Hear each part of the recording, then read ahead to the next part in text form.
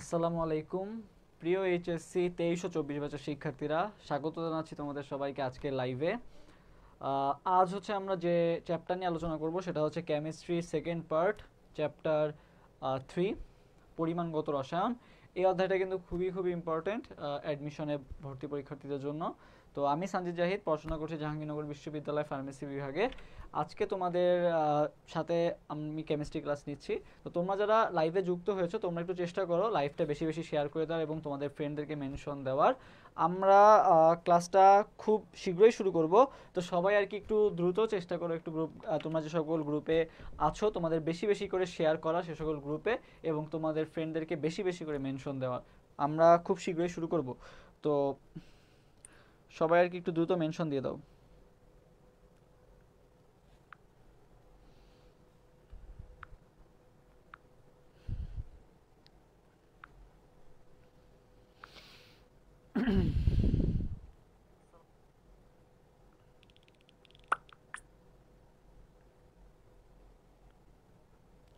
তোমাদের কারো কোনো কোশ্চেন থাকলেও তোমরা অবশ্যই করবা কমেন্টে, চেষ্টা করবো অ্যান্সার দেওয়ার।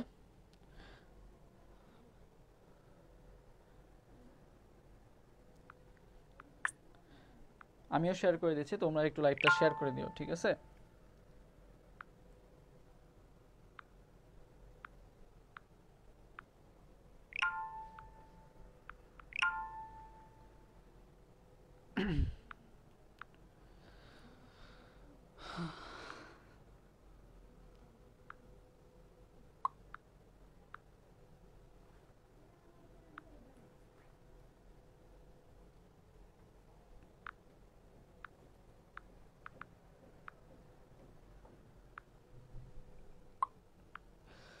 তো তোমরা একটু বেশি বেশি মেনশন করে দাও এবং শেয়ার করে দাও আর কি। জেল কিন্তু আমরাও খাটছি।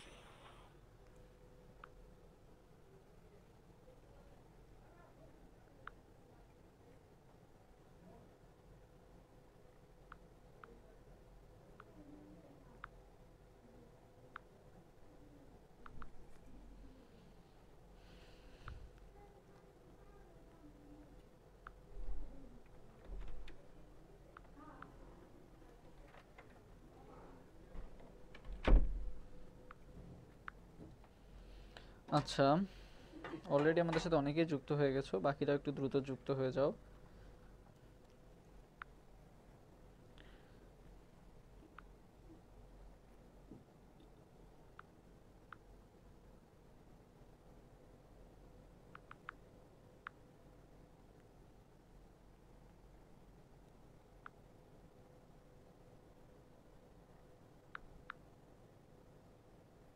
আচ্ছা,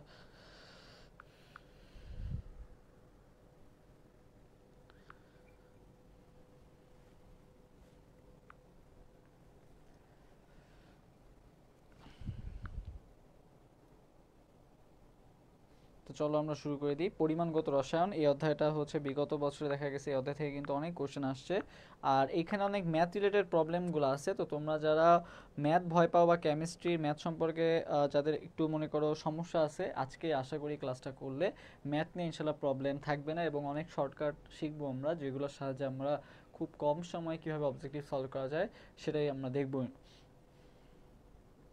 তো চলো দেরি না করে শুরু করে দিই।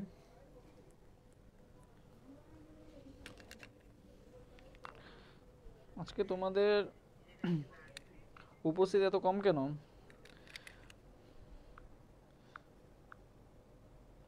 আচ্ছা, হ্যাঁ, আস্তে আস্তে সবাই যুক্ত হচ্ছে। আমরা আর একটা মিনিট ওয়েট করব, একটা মিনিট পরে আমরা শুরু করে দিব।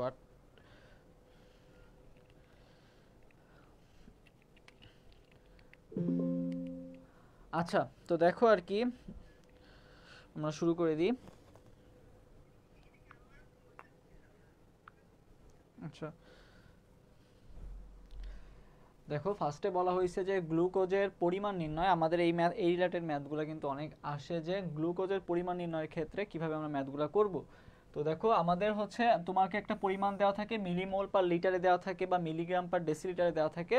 তো তোমাকে আসে যে আমার হচ্ছে কত পরিমাণ গ্লুকোজ দরকার হয় বা কত ডিএল গ্লুকোজ দরকার হয়। তো সেটা কি করবা তুমি, দেখো যখন বলবে গ্লুকোজের পরিমাণ নির্ণয় যে সকল ম্যাথ আসবে সেগুলোই যদি তোমাকে যে মিলিমোল পার লিটার থেকে যদি মিলিগ্রাম পার ডেসিলিটার নিতে হয়, কোথা থেকে তোমাকে একটা মান দেওয়া আছে, মনে করো মিলিমোল পার লিটারে দেওয়া আছে, তোমাকে নিতে হবে কিসে, মিলিগ্রাম পার ডেসিলিটার নিতে হবে। তখন তুমি কি করবা, তোমাকে যে মানটা দেওয়া থাকবে মিলিমোল পার লিটারে যে মানটা দেওয়া থাকবে সেটাকে তুমি কি করবা, 18 দিয়ে গুণ করে দিবা, ঠিক আছে, এটা হচ্ছে শর্টকাট। আর যদি তোমাকে মিলিগ্রাম পার ডিএল এ দেওয়া থাকে মানটা, তোমাকে যদি মিলিমোল পার লিটারে চাওয়া হয় যে কত মিলিমোল পার লিটার, সেটা থেকে তুমি কি করবা, 18 দিয়ে ভাগ করবা, ঠিক আছে। তাহলে দুইটাই 18 দিয়ে, একটাই হচ্ছে 18 দিয়ে গুণ, আর একটাই হচ্ছে কি বলতো 18 দিয়ে ভাগ। তো কখন 18 দিয়ে গুণ, কখন 18 দিয়ে ভাগ, তো সেটা মনে রাখার একটা ট্রিক্স হচ্ছে যে দেখো, তুমি আগে বললাম যে সেটা কি, একটা হচ্ছে 18 দিয়ে গুণ আর একটা হচ্ছে 18 দিয়ে ভাগ, কখন, যখন হচ্ছে আমরা মিলিগ্রামে নিব, আর যখন মিলি মোলে নিব তখন হচ্ছে 18 দিয়ে ভাগ হবে আর কি। তো দেখো এইটা মনে রাখার একটা ট্রিক্স আছে, সেটা হচ্ছে দেখো যে যদি গ্লুকোজের পরিমাণ নির্ণয় করতে বলে সেক্ষেত্রে যখন তোমাকে মিলিগ্রাম পার ডেসিলিটার, দেখো এখানে মিলিগ্রাম আর এখানে কি মিলিমোল, তো দেখো গ্রামে কিন্তু কি আছে বলো তো, গ আছে, তাহলে মনে রাখবা মিলিগ্রামে যখন নিতে হবে তখন আমি কি করব, গুণ করব, ঠিক আছে। গ গ মানে মিলিগ্রামে নিতে গেলে আমি কি করব, গুণ, আর মিলি মোলে নিতে গেলে আমি কি করব, বাদ আছে কোনটা, ভাগ বাদ আছে, তাহলে কোনটা করব, ভাগ করে দিব, ঠিক আছে। তাহলে তোমরা যেটা কমেন্ট করবা, মিলিগ্রামে নাকি মিলি মোলে কোনটার ক্ষেত্রে বলো তো আমাকে ভাগ করতে হয়, মিলিগ্রামে নিতে গেলে ভাগ করতে হয় নাকি মিলি মোলে নিতে গেলে ভাগ করতে হয়, ডেসিলিটার আর একটা কি বলতো লিটার। তো তোমরা যেটা কমেন্ট করবা সেটা হচ্ছে ভাগ করতে হয় কোনটায় গেলে, মিলি মোলে কনভার্ট করতে গেলে নাকি মিলিগ্রামে কনভার্ট করতে গেলে হচ্ছে ভাগ করতে হয়, এটা একটু সবাই কমেন্ট করো, সবাই একটু কমেন্ট করো তো দেখি, মিলিগ্রাম নাকি মিলিমোল।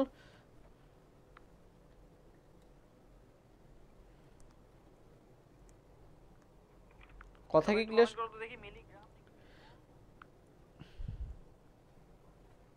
সবাই একটু কমেন্ট করো দ্রুত যে মিলিগ্রাম নাকি মিলিমোল কোনটার ক্ষেত্রে বলো তো।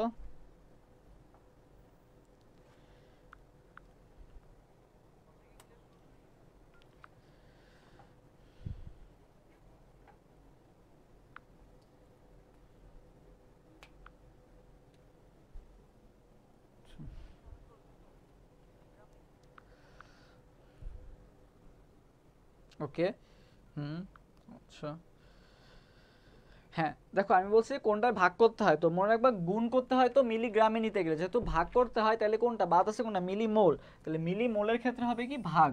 ওকে, শেষ। এরপরে দেখো আমাদের কিছু কয়েকটা ফর্মুলা আছে, এই ফর্মুলাগুলো আমাদের লাগবে, সেটা হচ্ছে মোল সংখ্যা। তো মোল সংখ্যার ক্ষেত্রে আমরা একটা ফর্মুলা জানি কি বলতো, n equal to W by M, ঠিক আছে।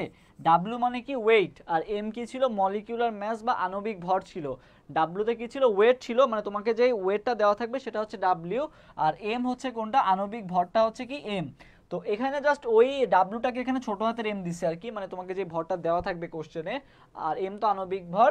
এরপরে দেখো X by N A, X by N A কি, এন এ হচ্ছে নাম্বার অফ অ্যাভোগাড্রোকে বলা হয় হচ্ছে এন এ, আর এক্স হচ্ছে তোমার হচ্ছে যেই সংখ্যাটা দেওয়া আছে, মানে এইটা কত মোল, এত সংখ্যা দেওয়া আছে, তাহলে এটা কয় মোল সংখ্যা আছে সেটা যদি বের করতে হয় তাহলে তুমি ওই সংখ্যা দ্বারা অ্যাভোগাড্রো সংখ্যাকে ভাগ দিলে তুমি বুঝতে পারবা যে সেখানে কয় মোল আছে। মনে করো তোমাকে বললো যে আমার অক্সিজেনের এত কয়টা পরমাণুর সংখ্যা দেওয়া আছে, ঠিক আছে, তাহলে সেখানে কয় মোল উপস্থিত, তাহলে সেই কয় মোল উপস্থিত করতে গেলে কি করবা, তুমি ওই যেই সংখ্যাটা দেওয়া আছে সেই সংখ্যাটাকে অ্যাভোগাড্রো সংখ্যা দ্বারা ভাগ দিয়ে দিবা, তাহলে তুমি মোল সংখ্যাটা পেয়ে যাবা। আর আরেকটা ফর্মুলা, যদি তোমাকে কোশ্চেনের ডাটা দেওয়া থাকে হচ্ছে ভলিউমের ডাটা দেওয়া থাকে বা আয়তন দেওয়া থাকে, সেক্ষেত্রে তুমি কত দ্বারা ভাগ করবা, 22.4 দ্বারা ভাগ করলে তুমি হচ্ছে মোল সংখ্যাটা পেয়ে যাবা। তাহলে আমরা মোল সংখ্যা বের করার তিনটা ফর্মুলা মেইনলি মনে রাখবো, একটা হচ্ছে তোমার ডাব্লিউ বাই এম, তারপর অথবা হচ্ছে এক্স বাই এন এ, এক্সটা কি তোমার হচ্ছে সংখ্যাটা, পরমাণুর সংখ্যাটা বা অনুসংখ্যাটা, আর ভি হচ্ছে কি তোমাকে যদি কোশ্চেন আয়তন দেওয়া থাকে সেক্ষেত্রে তুমি কি করবা, ওই আয়তনটাকে 22.4 দ্বারা ভাগ করবা, যেটা পাবা সেটাই কি হবে বলো তো, মোল সংখ্যাটা হবে। এইটুকু কি সবার ক্লিয়ার?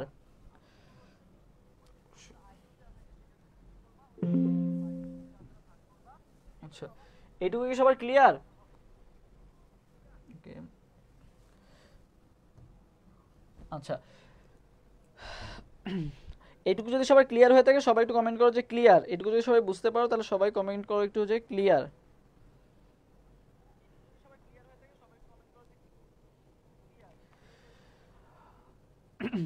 আচ্ছা, আমরা নেক্সট স্লাইডে যাই। দেখো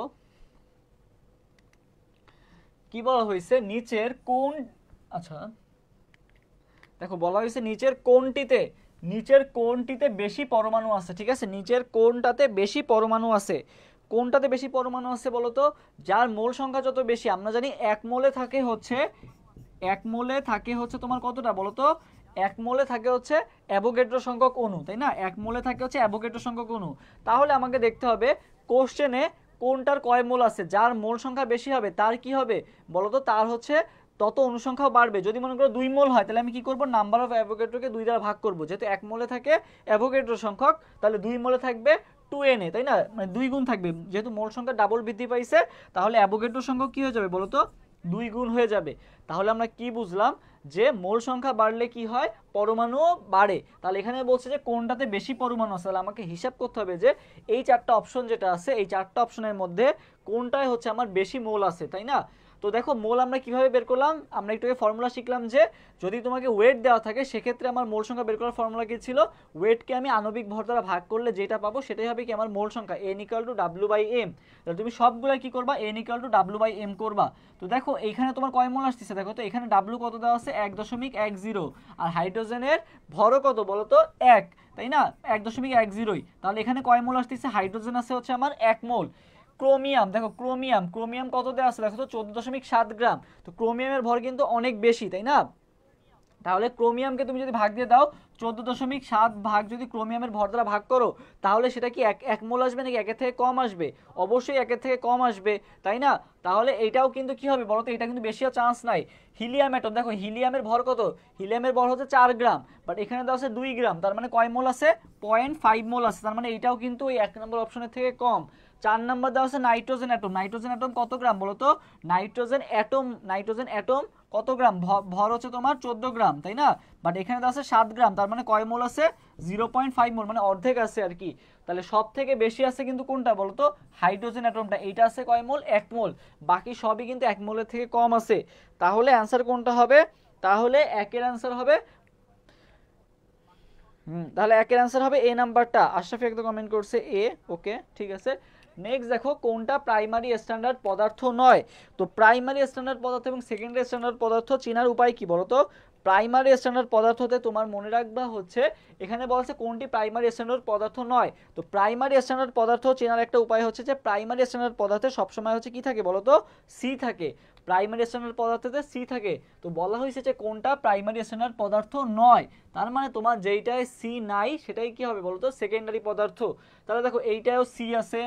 সি মানে যে কার্বন এমনটা না, সি মানে মানে সি লেটারটা যাতে থাকে, সি লেটারটা থাকলে সেটা প্রাইমারি। এটাও সি আছে, এটাও সি আছে। তার মানে এরা তিনটাই হচ্ছে প্রাইমারি। বলা হয়েছে কোনটা প্রাইমারি স্ট্যান্ডার্ড পদার্থ নয়। তাহলে অ্যান্সার কোনটা হবে? অ্যান্সার হবে হচ্ছে বি নাম্বারটা, ঠিক আছে। ওকে, নেক্সট দেখো, নেক্সট সবাই এক নাম্বার কোশ্চেনটার অ্যান্সার দাও তো যে 1 মোল ইলেকট্রনের ভর কত? 1 মোল ইলেকট্রনের ভর কত? এটা একটু সবাই কমেন্ট করো তো। হ্যাঁ, যাদের মধ্যে সি আছে শুধুমাত্র এইচসিএলটা বাদে, হ্যাঁ অবশ্যই এইচসিএলটা বাদে, ঠিক আছে। শুধু সি থাকবে, বাট এইচসিএলেও কিন্তু সি আছে। এইচসিএল এর সি থাকা সত্ত্বে মানে যেহেতু সি আছে তাহলে কি হওয়ার কথা ছিল? প্রাইমারি হওয়ার কথা ছিল, বাট না, এইচসিএল হচ্ছে কি সেকেন্ডারি। ওকে, আচ্ছা, তো যেটা কমেন্ট করতে বলছি সেটা হচ্ছে 1 নম্বর কোশ্চেনের অ্যান্সার দাও। এই অ্যান্সারটা কি হবে? 1 মোল ইলেকট্রনের ভর কত? 1 মোল ইলেকট্রনের ভর কত? এটা সব অ্যান্সার দাও তো।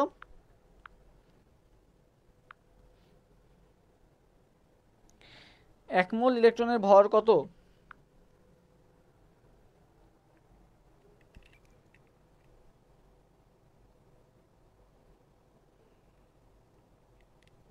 দেখো, আচ্ছা আমরা এটাকে মুছি। দেখো বলছে কি 1 মোল ইলেকট্রনের ভর কত, তাই না? তো আমরা জানি কি একটা ইলেকট্রনের ভর কত বলো তো? একটা ইলেকট্রনের ভর হচ্ছে তোমার 9.1, তাই না? একটা ইলেকট্রনের ভর কত গ্রাম? তাহলে 9.1 × 10⁻31 কেজি, তাই না? -28 কি বলো তো গ্রাম। তাহলে আমরা জানি একটা ইলেকট্রনের ভর কত? 9.1 × 10⁻28 গ্রাম। এটা হচ্ছে একটা ইলেকট্রন ভর।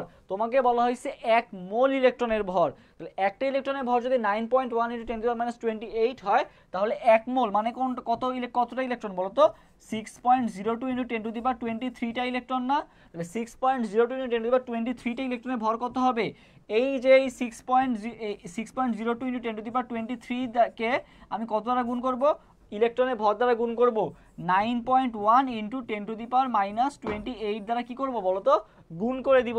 গুণ করলে যেটা পাবো সেটাই হবে কি আমার, সেটাই হবে 1 মোল ইলেকট্রনের ভর। তাহলে দেখো এত আমার কিন্তু গুণ টুন করার কিন্তু মনে করো টাইম থাকবে না। তোমাদের মনে হচ্ছে যে এত বড় গুণ আমি কিভাবে করব, তো এত বড় গুণ কিন্তু করার কোনো দরকারই নাই। তুমি জাস্ট প্রথম দুইটার সঙ্গে গুণ করো। 6 নং কত বলো তো 54, 6 নং 54। তাহলে দেখো তো অপশনে 54 অপশনটা কোথায় আছে, 54 অপশনটা কিন্তু এইটাই আছে। তাহলে তুমি কিন্তু এই সি নাম্বার অপশনটা দাগাই দিলে কিন্তু রাইট। ঠিক আছে, এত কষ্ট করে তুমি গুণ করে কিন্তু আলটিমেটলি লাভ না। যদি তোমার অপশনগুলো অনেক কাছাকাছি থাকতো, এই জন্যই কিন্তু ক্যালকুলেটর অ্যালাউ না, ক্যালকুলেটর অ্যালাউ না, যার ফলে তোমার কিন্তু সহজ সহজ কিছু ট্রিক্স খাটাইতে হয়, যার ফলে তোমার মনে করো পুরো ক্যালকুলেশনটা না করেও তুমি কিন্তু অ্যান্সারটা ফাইন্ড আউট করতে পারতেছো। তোমার কি দেখো এইটা কোথায় 554, এটা 91, এটা 6, এটা 1, তো কাছাকাছি কিন্তু কোনোটাই নাই। তাহলে অ্যান্সার কোনটা হবে, অ্যান্সার হবে সি নাম্বারটা। ওকে,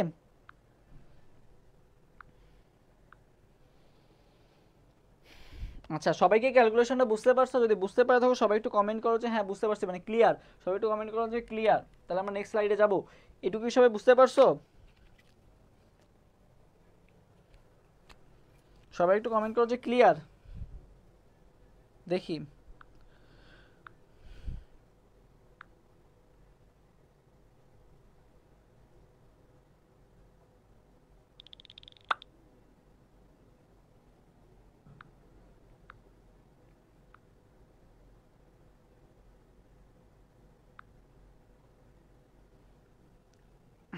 আচ্ছা নেক্সট স্লাইডে যাই। দেখো বলা হয়েছে 1 মিলিগ্রাম পার মিলিলিটার সমান সমান কত ppm। 1 মিলিগ্রাম পার মিলিলিটার সমান সমান কত ppm বলো তো। আচ্ছা 1 মিলিগ্রাম পার মিলিলিটার সমান সমান কত ppm বলো তো। 1 মিলিগ্রাম পার মিলিলিটার,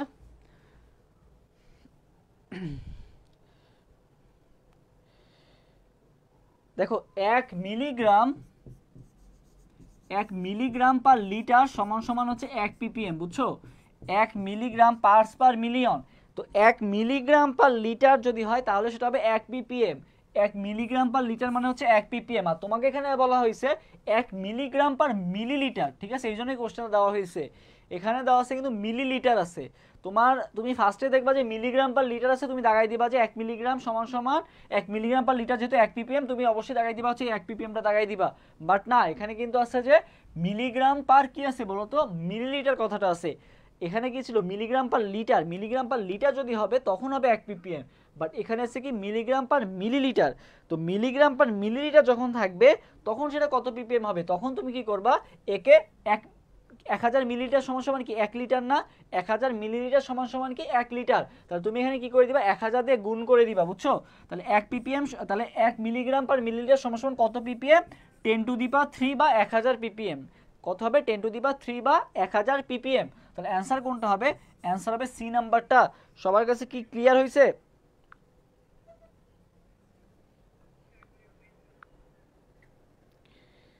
হ্যাঁ 5-এর অ্যান্সার সি হবে, ঠিক আছে, 5-এর অ্যান্সার কোনটা হবে, সি নাম্বারটা। অনেকে এ দাগায় ফেলবা, বাট এটার অ্যান্সার কোনটা হবে, সি নাম্বারটা। ওকে, এরপরে 6 নাম্বার কোশ্চেনের অ্যান্সার দাও সবাই, যে যদি নিম্নোক্ত গ্যাসগুলোর ভর একই হয় তবে কোনটিতে সর্বাপেক্ষা কম সংখ্যক অণু আছে, কোনটাতে সর্বাপেক্ষা কম সংখ্যক অণু আছে।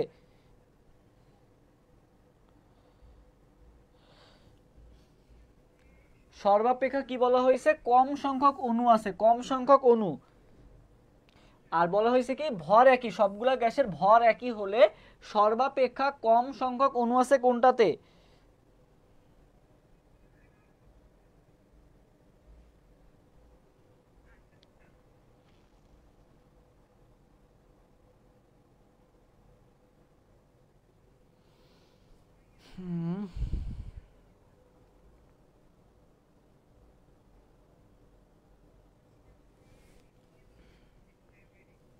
দেখো এখানে কি বলা হয়েছে, নিম্নোক্ত গ্যাসগুলোর ভর একই, সবগুলাই কি বলা হয়েছে, ভর একই। এখন কম সংখ্যক অণু আছে কার বলো তো, ভর যদি একই হয়ে থাকে তাহলে আমার অণু সংখ্যা কিভাবে বের করব আমি, যার দেখবো মোল সংখ্যা কম আছে তার কি হবে, অণু সংখ্যা কম হবে, যার মোল বেশি আছে তার অণু সংখ্যাও কি হবে বলো তো, বেশি হবে। তো আমি সবগুলাকে ধরে নিব হচ্ছে কি 1 গ্রাম 1 গ্রাম করে ধরে নিব, বুঝছো? সবগুলা যেহেতু তোমার ভর সেম, তাহলে আমি সবগুলারই কি আছে ইয়াও সেম হবে। তোমার হচ্ছে কি বলে এটাকে, সবগুলো যেহেতু তোমার হচ্ছে এই ভর একই বলছে, তাহলে সবগুলোর ভর আমি এক ধরে নিব, ঠিক আছে। সবগুলোর ভর আমি কত ধরে নিব, এক ধরে নিলাম, ঠিক আছে। সবগুলোর ভর আমি এক ধরে নিলাম। তো সবগুলো আমি মূল সংখ্যা বের করব কিভাবে বলো তো, সবগুলোর মূল সংখ্যা আমি বের করব হচ্ছে আণবিক ভর দ্বারা ভাগ করে। তো আর্গনের ক্ষেত্রে আণবিক ভর কত, আর্গন আর্গন নিষ্ক্রিয় মৌল না, আর্গনের পারমাণবিক সংখ্যা কত 18, তাহলে আর্গনের ভর আমি ধরলাম কত 36, ঠিক আছে। ক্লোরিনের কত হবে, ক্লোরিন 2 আছে, তাহলে ক্লোরিন এমনি হচ্ছে 35.5, এখানে কত হবে, তাহলে ক্লোরিনের ভর হচ্ছে এখানে 70। আচ্ছা, কার্বন মনোক্সাইড কত, কার্বন হচ্ছে 12 আর অক্সিজেন হচ্ছে কত 16, তাহলে কত হবে 28, ঠিক আছে। আর SO2 সালফার কত হবে, সালফার দেখো তোমার কত 32 আর অক্সিজেন কত 32, তাই না। তাহলে কত আসতেছে বলো তো 64, 28, এখানে কত আসতেছে আর্গন তোমার হচ্ছে আর্গন মনে করো আমি ধরলাম 36, ঠিক আছে। তাহলে দেখো 36, 70, 28, 64, তাহলে এখানে বলছে সর্বাপেক্ষা কম সংখ্যক অণু আছে কার। তো দেখো এক দিয়ে যদি তুমি ভাগ করো, এক দিয়ে সবগুলো ভাগ হবে, যেহেতু ভর সংখ্যা সবারই সমান, তাহলে আমি যদি মোল সংখ্যা বের করি তাহলে কি হবে, N=W/M ফর্মুলা যাবে। আর ডাব্লু তো বলছে যে সবগুলোরই সেম, তাহলে আমার যে ডিফারেন্সটা ক্রিয়েট হচ্ছে সেটা কি দ্বারা ক্রিয়েট হচ্ছে, এম দ্বারা ক্রিয়েট হচ্ছে, মানে আণবিক ভর দ্বারা ক্রিয়েট হচ্ছে। তাহলে আমি যত বড় সংখ্যা দ্বারা ভাগ করব, এই পাশের সংখ্যাটা কি তত ছোট আসবে না। আমি যত বড় সংখ্যা দ্বারা ভাগ করতেছি, এই পাশের সংখ্যাটা তত কি আসতেছে, ছোট আসতেছে, যার ফলে সর্বাপেক্ষা কম সংখ্যক অণু তো সেটাতেই থাকবে যেটার মোল সংখ্যা কম হবে।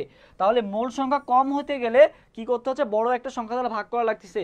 তো এই কয়টার মধ্যে সবচেয়ে বড় সংখ্যা কোনটা বলো তো, ক্লোরিনেরটা, ঠিক আছে। ক্লোরিনেরটা কত 70, এই জন্য সর্বাপেক্ষা কম সংখ্যক অণু আছে কোথায়, ক্লোরিনে আছে।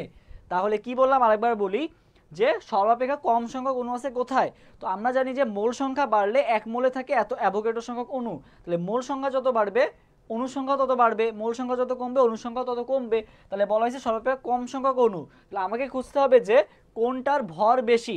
যদি ভর বেশি হয় তাহলে কি হচ্ছে দেখো তো, ভর বেশি হলে আমার মোল সংখ্যা কি আসতেছে, কম আসতেছে, আর মোল সংখ্যা কম আসলে অণু সংখ্যা কি আসবে, কম আসবে। তাহলে এখানে সবচেয়ে বেশি ভর কোনটায় আছে বলো তো, সবচেয়ে বেশি ভর আছে ক্লোরিনে। তাহলে অ্যান্সার কোনটা হবে, অ্যান্সার হবে ক্লোরিন, তাহলে অ্যান্সার হবে বি নাম্বারটা। ওকে, হ্যাঁ না সি হবে না, বি হবে, অ্যান্সার কোনটা হবে, বি হবে, ঠিক আছে। কারণ কি, ভর সংখ্যা যার বেশি, কারণ আমার উপরে ডাব্লিউ তো সবগুলারই সেম, আণবিক ভর যার বেশি হবে তার মোল সংখ্যা কম হবে, আর মোল সংখ্যা কম হলে অণু সংখ্যাও কম হবে। আশা করি ক্লিয়ার। এবার আমরা নেক্সট স্লাইডে যাই। দেখো, ঘনমাত্রা প্রকাশের কোন এককটি তাপমাত্রার উপর নির্ভরশীল নয়, এটা তোমাদের পারা উচিত যে কোনটা তাপমাত্রার উপর নির্ভরশীল নয় বলো তো। দেখো, মোলারিটি কিন্তু তাপমাত্রার উপর নির্ভরশীল, নর্মালিটিও তাপমাত্রার উপর নির্ভরশীল, বাট মোলালিটি এটা কিন্তু আসে, এটা ভর্তি পরীক্ষায় আসা কোশ্চেন। মোলালিটি কিন্তু তাপমাত্রার উপর নির্ভরশীল নয়, ঠিক আছে। মোলালিটি তাপমাত্রার উপর নির্ভরশীল নয়, হ্যাঁ বি নাম্বারটা। নেক্সট কোশ্চেনটা সবাই অ্যান্সার দাও। এসটিপিতে কোনো গ্যাসের 1 লিটারে বিদ্যমান অণুর সংখ্যা, 1 লিটারে কি পরিমাণ অণু থাকে সেটার পরিমাণটা বের করো এসটিপিতে। এটা একটু সবাই অ্যান্সার দাও, এসটিপিতে 2 নম্বর কোশ্চেন অ্যান্সার দাও। সবাই কমেন্ট করবে যে 2 এর এত, 2 এর অ্যান্সার এত।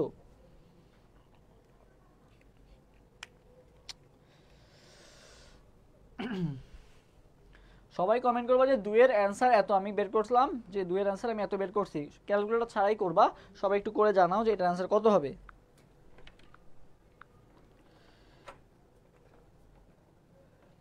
দেখো, এসটিপিতে 1 লিটার বিদ্যমান অনুসংখ্যা, তো আমরা জানি যে এসটিপিতে তোমার গ্যাসের আয়তন কত থাকে বলো তো। সব গ্যাসের আয়তন এসটিপিতে হয় 22.4 লিটার, ঠিক আছে।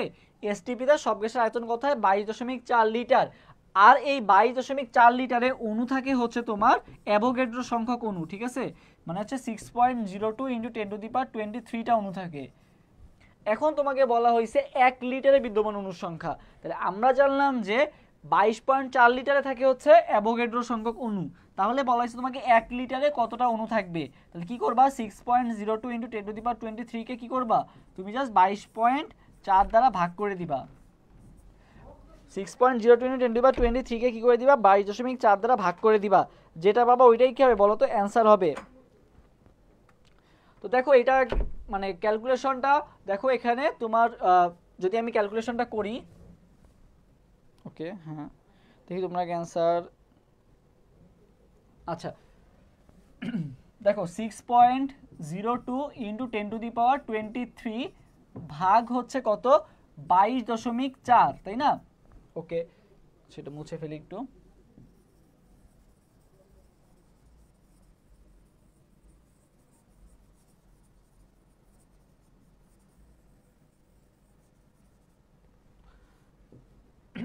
আচ্ছা দেখো 6.02 ইন্টু 10⁻³ কত আছে বলো তো? 23 আছে, তাই না? তো দেখো 1000কে আমরা কি লিখি বলো তো? 10⁻³ লিখি, তাই না? তো পাওয়ার আমরা কি করি, যত মনে করো এই আচ্ছা এটা না, এখানে আমরা ভাগ করি। দেখো 6.02 ইন্টু 10⁻23 কে আমি যদি 22 দ্বারা কাটাকাটি করি, দেখো এখানে কত আছে? আমি 6.02 ধরলাম, আমি 60 ধরলাম। যদি আমি এটা কাটাকাটি করি তাহলে কত আসে? তুমি যদি মনে করো এখানে দশমিকটা উঠায় দাও, আচ্ছা দশমিকটা আমরা উঠাই দিই, ঠিক আছে, এক ঘর দশমিক উঠাই দিলাম। দেখো এখানে কত আছে, সহজে আমরা ক্যালকুলেশনটা করে ফেলি। 6.02 আছে, ভাগ আছে 22.4, ঠিক আছে। তো এখান থেকে আমি দশমিকটারে এক ঘর এদিকে নিয়ে আসলাম, দশমিকটারে আমি এক ঘর এদিকে নিয়ে আসলাম, 60 করে ফেললাম, ঠিক আছে। দশমিকটারে আমি কি করলাম, এক ঘর ডান সাইডে নিয়ে আসলাম। আচ্ছা, তা দেখো এখানে যদি 22.4 দ্বারা আমি কাটাকাটি করি তাহলে কত থাকতেছে?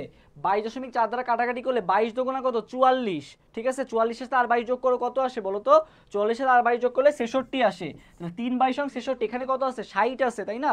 তাহলে কত দ্বারা? 2 দ্বারা। 2 এর সাথে একটু বেশি হবে, মানে 2.6, তাহলে এই 2.6 সামথিং হবে। যদি আমি 22কে 60 দ্বারা ভাগ করি, মানে 60কে আমি 22 দ্বারা ভাগ করতেছি, তাহলে 60 22 দুগুণা কত? 44, 3/6 কত? 66। তো এখানে তো 66 না, এখানে কত আছে? 60 আছে।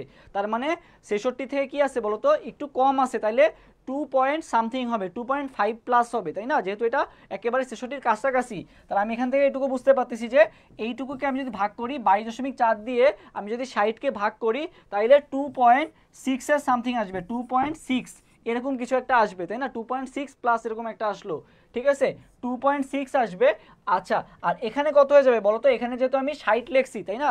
ছিল কি 6.02 ছিল, আমি এক দশমিক একটা ডান পাশে নিয়ে নিচ্ছি, তাহলে এখান দিয়ে কি হবে? একটা কমে যাবে না? তাহলে 23 কি হয়ে যাবে বলো তো? 22 হয়ে যাবে, যেহেতু আমি এক ঘর কি করছি, এক ঘর বামে ছিলাম, এক ঘর ডানে নিচ্ছি, তাহলে কি হয়ে যাবে? 22 হয়ে যাবে।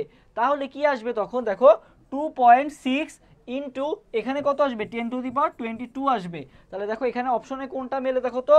এটা তো 0.26 ইন্টু 10⁻22 না, এটাও না। এটা দেখো 2.6 মিলে গেছে, বাট এখানে আবার 23 দিচ্ছে, তাহলে এটাও হবে না, এটা তো হবেই না। এটা দেখো 2.6 ইন্টু 10⁻22, দেখো এটা মিলে গেছে, তাহলে অ্যান্সার কোনটা হবে? অ্যান্সার হবে ডি নাম্বারটা, ঠিক আছে। এরকম মনে করো কাছাকাছি মানতে করতে হবে, একেবারে ডাইরেক্ট যে মিলে যাবে এমনটাও না। তাহলে অ্যান্সার কোনটা হবে? অ্যান্সার হবে ডি নাম্বারটা। আচ্ছা, এরপরে দেখো সবাই হচ্ছে 4 নাম্বার কোশ্চেনের অ্যান্সার দাও। নিচের কোনটা প্রমাণ দ্রবণ? ঠিক আছে, নিচের কোনটা প্রমাণ দ্রবণ? নিচের কোনটা প্রমাণ দ্রবণ? এখন প্রমাণ দ্রবণ কি? যে দ্রবণে ঘনমাত্রা আমাদের জানা থাকে সেটাকে বলা হয় প্রমাণ দ্রবণ। তো এখানে দেখো প্রমাণ দ্রবণ তাহলে কোনটা হবে বলো তো? নিচের কোনটা প্রমাণ দ্রবণ? তোমাদের বলে দিলাম যে যেটা ঘনমাত্রা আমাদের জানা থাকে সেটাকে বলা হয় কি? প্রমাণ দ্রবণ। তো দেখো আরেকটা জিনিস মনে রাখবা, প্রাইমারি স্ট্যান্ডার্ড পদার্থ প্রমাণ দ্রবণ হয়, ঠিক আছে। বাকিগুলা তো এখানে চেনার উপায় আছে, সেটা হচ্ছে যে দেখো এগুলাই কোনোটা কিন্তু প্রাইমারি না, এগুলো সব কিন্তু সেকেন্ডারি, সালফিউরিক অ্যাসিড। বাট এটা দেখো সি আছে, তার মানে এটা কি হবে বলো তো? প্রাইমারি হবে। প্রাইমারি স্ট্যান্ডার্ড পদার্থ সোডিয়াম কার্বনেট একটা কি? প্রাইমারি স্ট্যান্ডার্ড পদার্থ। আবার এর দেখো ঘনমাত্রাও তোমার ডাইরেক্ট দিয়ে দেওয়া আছে 1 মোল। তার মানে বলা হয়েছে যে নিচের কোনটা প্রমাণ দ্রবণ। তো দেখো এখানে অপশন দেখে কিন্তু বোঝা যাচ্ছে যে 1 মোল প্লাস হচ্ছে আবার এটা কি দেওয়া আছে তোমার হচ্ছে প্রাইমারি স্ট্যান্ডার্ড পদার্থ দেওয়া আছে। তাহলে অ্যান্সার কোনটা হবে? অ্যান্সার হবে এ নাম্বারটা। কোনটির বাষ্প ঘনত্ব 17? বাষ্প ঘনত্ব 17, এই বাষ্প ঘনত্ব কিভাবে বের করে বলো তো? কোনটার বাষ্প ঘনত্ব 17?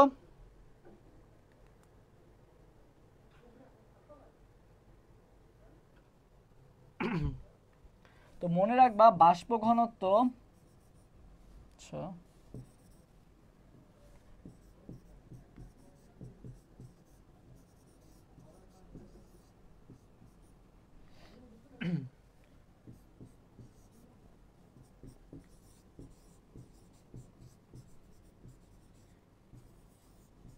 ঠিক আছে, মনে রাখবা বাষ্প ঘনত্ব ইন্টু 2 ইকুয়াল টু কি বলতো? আণবিক ভর। বাষ্প ঘনত্বর সাথে যদি তুমি 2 গুণ করো তাহলে তুমি যেটা পাবা সেটা কি? আণবিক ভর পাবা। তো দেখো এখানে তোমাকে জানতে চাওয়া হয়েছে যে কোনটার বাষ্প ঘনত্ব 17, তাহলে বাষ্প ঘনত্ব 17, তাহলে বাষ্প ঘনত্ব ইকুয়াল টু কি হবে বলো তো? বাষ্প ঘনত্ব ইকুয়াল টু হয়ে যাবে আণবিক ভর ভাগ 2, আণবিক ভর ভাগ 2। তো তুমি হচ্ছে কি করবা, সবগুলো আণবিক ভরকে 2 দ্বারা ভাগ করে যেটা 17 পাবা সেটারই বাষ্প ঘনত্ব কত হবে? 17 হবে। তাহলে দেখো পানির ভরকে তুমি 2 দ্বারা ভাগ করো, পানির ভর কত? পানি হচ্ছে 18, পানির ভরকে 2 দ্বারা ভাগ করে কত পাও? 9 পাও। H2S কে ভাগ করলে কত পাও দেখো তো? H2 হাইড্রোজেন হচ্ছে 2 আর সালফার কত? 32।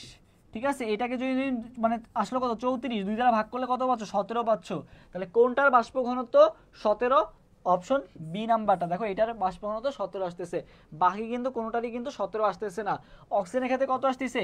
32, 32 ভাগ 2 মানে কত? 16।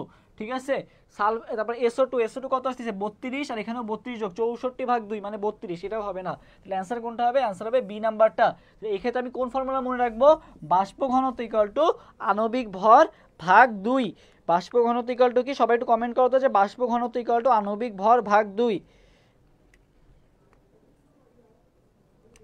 সবাই কমেন্ট করো বাষ্প ঘনত্ব ইকুয়াল টু আণবিক ভর ভাগ 2।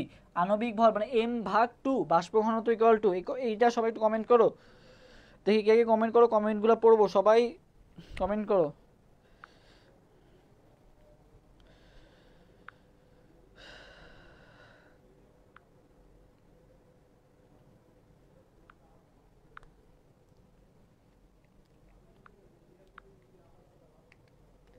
আচ্ছা দেখো, এসটিপিতে 1 মোল সালফার ডাই অক্সাইড গ্যাসের আয়তন কত? এসটিপিতে 1 মোল SO2 গ্যাসের আয়তন কত এসটিপিতে? এটা সবাই অ্যান্সার দাও তো। এসটিপিতে দেখো, এসটিপিতে সালফার ডাই অক্সাইড বলুক আর যেই গ্যাসই বলুক না কেন, এসটিপিতে সব গ্যাসের আয়তন কত হবে? 22.4 লিটার। কত হবে? 22.4 লিটার। এসটিপিতে যে গ্যাসই বলুক না কেন আয়তন কত হবে? 22.4 লিটার। বেকিং সোডার রাসায়নিক ফর্মুলা কোনটি? নিচের কোনটি বেকিং সোডার রাসায়নিক ফর্মুলা? এটার আনসার সবাই দাও তো যে বেকিং সোডার রাসায়নিক ফর্মুলা কোনটা? হ্যাঁ, সাইবা তন্নি কমেন্ট করছে বাষ্প ঘনত্ব ইকুয়াল টু আণবিক ভর ভাগ 2। আশরাফি আক্তার কমেন্ট করছে বাষ্প ঘনত্ব ইকুয়াল টু আণবিক ভর ভাগ 2। হ্যাঁ ঠিক আছে, তোমরা যেটা কমেন্ট করতেছো ধন্যবাদ। বেকিং সোডা রাসায়নিক ফর্মুলাটা সবাই একটু কমেন্ট করো তো যে বেকিং সোডা রাসায়নিক ফর্মুলা কোনটা? দেখো সোডিয়াম বাইকার্বনেট যেটা আছে সেটাকে আমরা কি বলি বলো তো? বেকিং সোডা বলি। সোডিয়াম বাইকার্বনেটকে কি বলা হয়? বেকিং সোডা বলা হয়। তাহলে বেকিং সোডার রাসায়নিক ফর্মুলা বললে কোনটা হবে? Sodium bicarbonate. সবাই একটু বেকিং সোডার রাসায়নিক সংকেতটা কমেন্ট করো। NaHCO3, এটা হচ্ছে বেকিং সোডার রাসায়নিক সংকেত। আচ্ছা, এরপর দেখো এই 1 নাম্বার কোশ্চেনটা জারণ মান বের করতে বলছে। তো দেখি এটা জারণ মান কে কে বের করতে পারো, এইটার অ্যান্সার দাও সবাই। এইটার অ্যান্সার সবাই দিবা যে এটা জারণ মান কত হবে। দেখি সবাই একটু ক্যালকুলেশন করো, খাতা কলম বের করে একটু ক্যালকুলেশন করো। আজকের ক্লাসটা মেইনলি ক্যালকুলেশনই করার, এখানে মুখস্থ অ্যান্সার দেওয়ার কোনো সুযোগ নাই, ক্যালকুলেশন করেই বলতে হবে।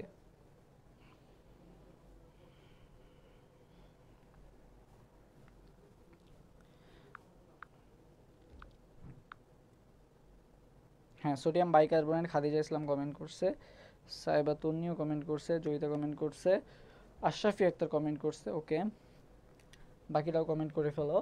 আচ্ছা দেখো এখানে বলা হয়েছে এই যৌগটার আয়রনের জারণ মান কত? কার বের করতে হবে? আমার আয়রনের বের করতে হবে। তো দেখো এটা কি আছে? অ্যামোনিয়া আছে নাকি অ্যামোনিয়াম আছে? এটা কি আছে? অ্যামোনিয়াম। আমরা জানি অ্যামোনিয়াম কি হিসেবে থাকে বলো তো?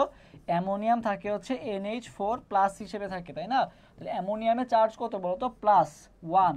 তাহলে +1 ইন্টু কত হবে বলো তো? +1 ইন্টু 3। ঠিক আছে, আচ্ছা এটা কি অ্যামোনিয়ামের গেল? +1 ইন্টু 3। ওকে, তারপরে দেখো, আচ্ছা এটুকু মুছে ফেলি। দেখো আমরা বের করি অ্যামোনিয়ামের ক্ষেত্রে কি হবে? +1 ইন্টু 3 গেল। এই আয়রনেরটা বের করতে হবে। আয়রনেরটা কি? Fe। এটা হচ্ছে এই জন্য আয়রনটা যদি বের করতে হবে এটা x ধরে নিলাম। সাইনাইডের ক্ষেত্রে কত? -1। আর সাইনাইড কয়টা আছে? 6টা আছে। ইকুয়াল টু কত হবে? 0। এখান থেকে আমরা কার মান বের করব? আয়রনের জারণ মান বের করব। তাহলে এটা গুণ করলে কত পেলাম? আমি 3 পেলাম। 3 + x - 6 = 0। তাহলে x এর মান কত আসতেছে বলো তো? x = -6 আর +3 মিলে কত হলো? -3। ডান পাশে চলে গেলে কি হয়ে গেল বলো তো? +3।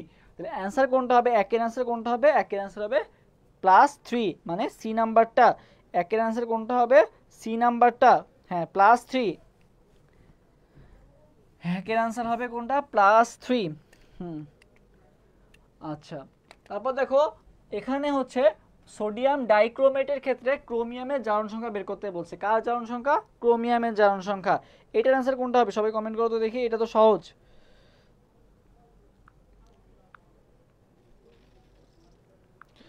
Na2Cr2O7 এর ক্ষেত্রে কত হবে বলো তো, Na2Cr2O7 এর ক্ষেত্রে এটা পারার কথা সবারই। ক্রোমিয়ামের জারণ সংখ্যা বের করতে বলছে। দেখো সোডিয়ামেরটা কত, +1 × 2, ক্রোমিয়াম কয়টা আছে, দুইটা আছে, ক্রোমিয়ামেরটা হচ্ছে 2x। ক্রোমিয়াম যেহেতু বের করতে বলছে, ক্রোমিয়াম x, যেহেতু ক্রোমিয়াম দুইটা আছে তাহলে 2x, প্লাস অক্সিজেন কয়টা আছে, অক্সিজেন আগে যোজনী দেখি কত, 2, আর কয়টা আছে, 7টা আছে, ইকুয়াল টু কত হবে, 0 হবে। এখান থেকে আমি যদি বের করি, দেখো এখান থেকে ক্যালকুলেশন অনেক ফাস্ট করতে হবে, এত আমাদের লেখে লেখে করার টাইম নাই। দেখো এখানে কত আছে, -14, এখানে কত, +2, তাহলে -14 +2 মিলে কত থাকে, -12, -12 ওই পাশে চলে গেলে কি হয়ে যায়, +12, এ পাশে কি আছে, 2x, তাহলে x = কি হবে, +12/2, তার মানে কত আসবে, 6 আসবে। তাহলে অ্যান্সার কোনটা হবে, সি নাম্বারটা হবে, +6। CCl4 অণুতে কার্বন পরমাণুর প্রাথমিক জারণ সংখ্যা কত, প্রাথমিক জারণ সংখ্যা কত, সবাই 4 নম্বর কোশ্চেনের অ্যান্সার দাও। CCl4 এ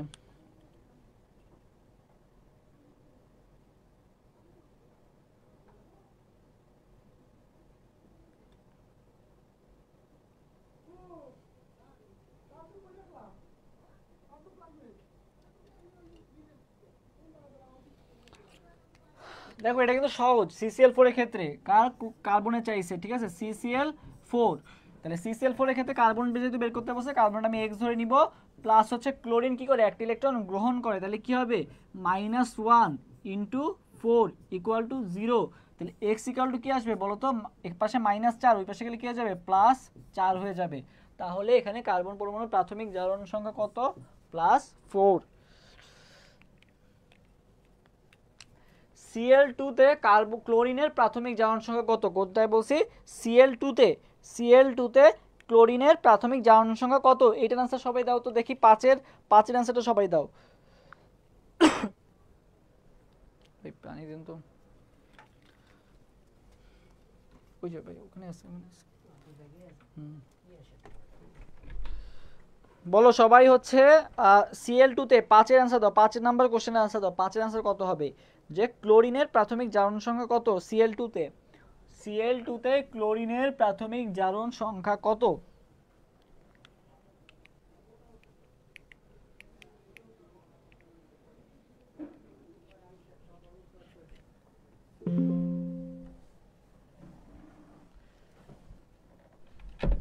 বলো সবাই কমেন্টে অ্যান্সার দাও যে Cl2 এর ক্ষেত্রে ক্লোরিনের প্রাথমিক জারণ সংখ্যা কত, সবাই একটু কমেন্টের অ্যান্সার দাও।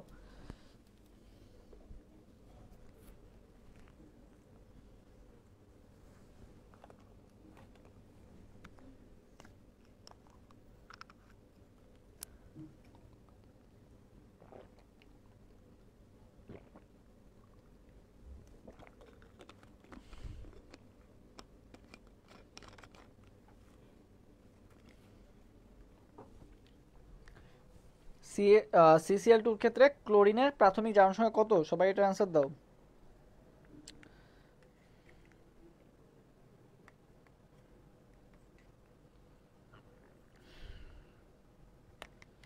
দেখো এখানে হচ্ছে ক্লোরিন কি অবস্থায় আছে,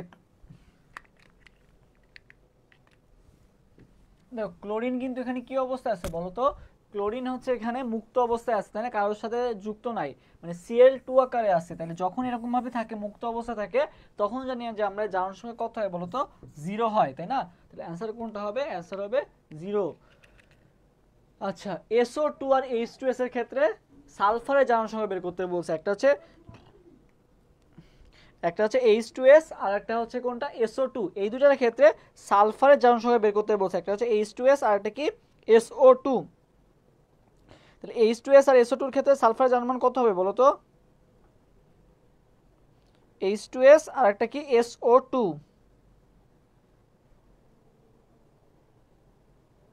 ওকে। হুম।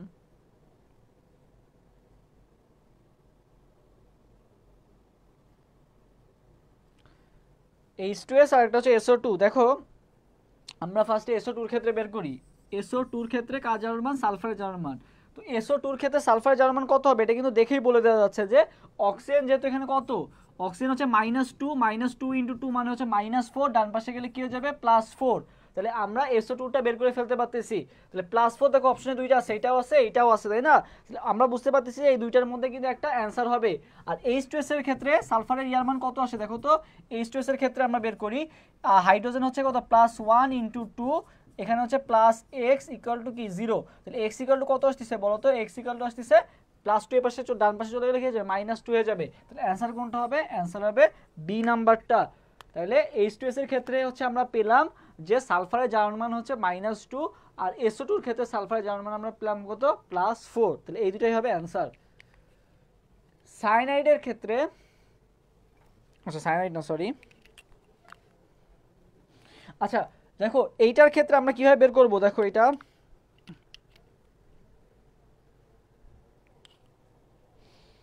আচ্ছা হ্যাঁ কমেন্ট কি বলছো এটা, আচ্ছা হুম আচ্ছা হ্যাঁ ঠিক আছে। দেখো এখানে আমাদের যেটা বলা হয়েছে এসএন মানে হচ্ছে টিন, টিনের ক্ষেত্রে কোন জারণ অবস্থায় বিজারক হিসেবে কাজ করে, এসএন মানে টিন কোন জারণ অবস্থায় বিজারক হিসেবে কাজ করে, মানে বিজারক হিসেবে কাজ করবে কখন। তো এখানে এটার অ্যান্সার দাও তো সবাই, কখন মানে বিজারক হিসেবে কাজ করে। এসএন কিন্তু জারক হিসেবেও কাজ করতে পারে, বিজারক হিসেবেও কাজ করতে পারে। তো বলা হয়েছে কোন অবস্থায় এরা হচ্ছে বিজারক হিসেবে কাজ করে, কখন হচ্ছে এসএন বিজারণ হিসেবে কাজ করে বলো তো, এসএন কখন বিজারণ হিসেবে কাজ করে বলো তো এটার অ্যান্সার।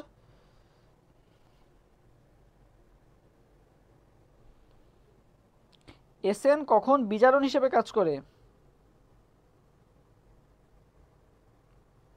আচ্ছা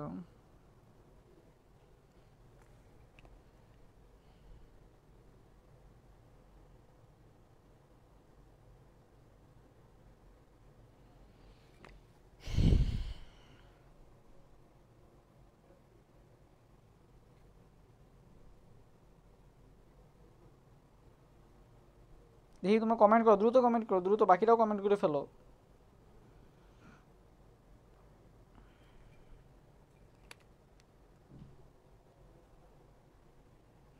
আচ্ছা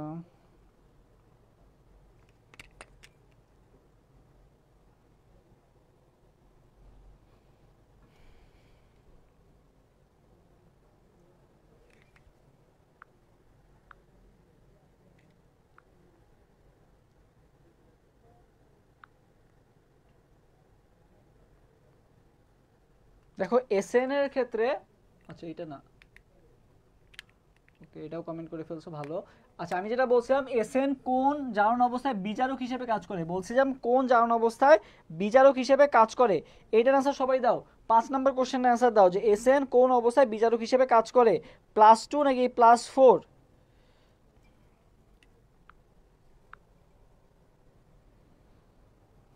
হুম